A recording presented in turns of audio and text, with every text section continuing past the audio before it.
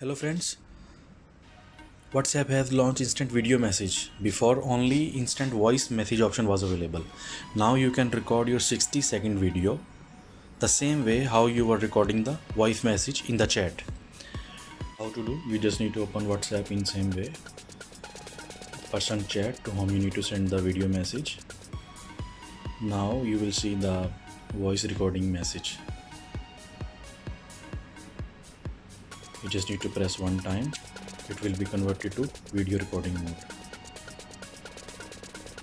When it is converted to video recording mode, you just need to press and hold in same way how you were recording the voice message. This one.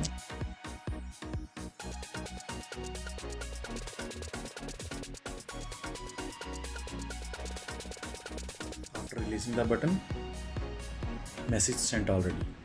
But the thing is that you can record 60-second video.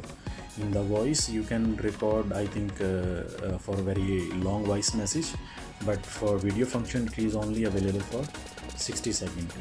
If it is not working in your WhatsApp, you just need to update from Play Store, and for iPhone you need to update from Apple App Store. It will work. Thanks for watching.